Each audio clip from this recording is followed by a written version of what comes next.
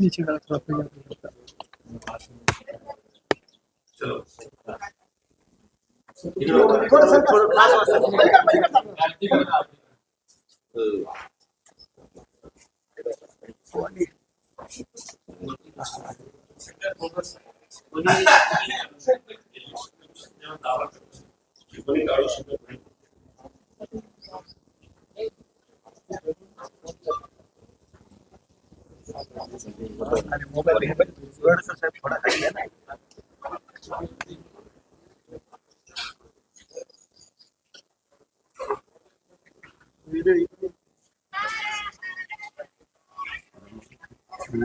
Mobile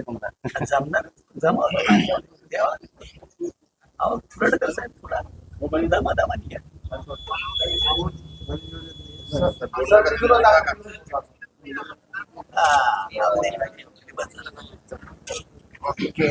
चलो थोड़ा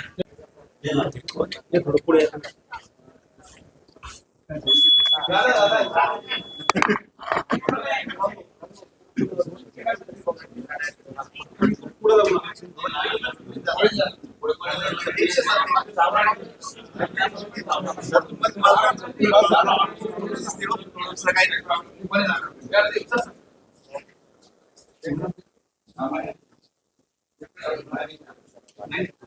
आगे बढ़ना चाहिए पीछे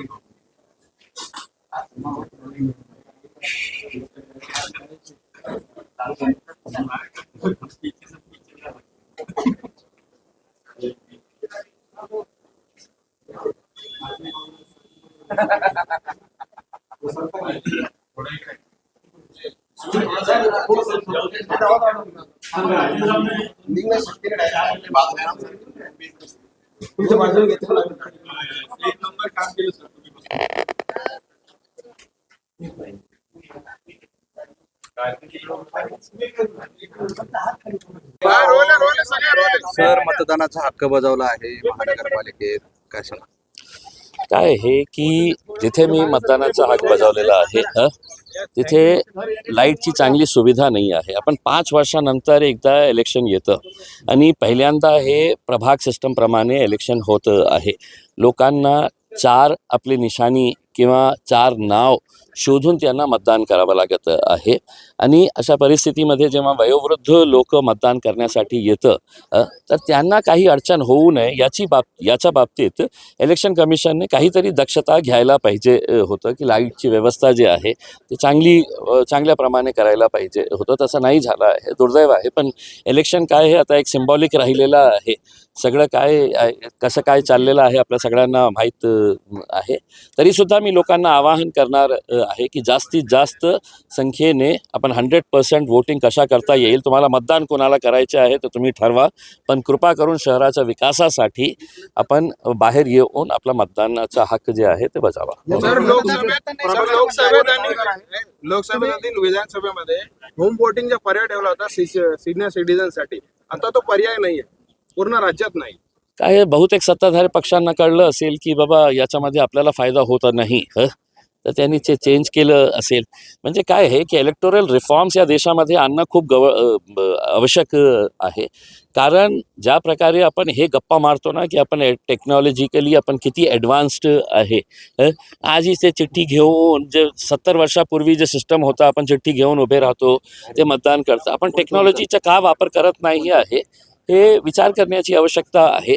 पण कुणालाही हे इलेक्टोरल रिफॉर्म्स करण्याची आवश्यकता या कारणाने वाटत नाही आहे कारण सगळं बोगस जे इलेक्शन वोटिंग होतात, पैशाचा जे वापर होतात ते सगळ्यांना माहीत आहे की याच्यामध्ये काय त्रुटी आहे. म्हणून कोणीही याच्यामध्ये लक्ष घालण्याच्या बाबतीत विचार करत नाही.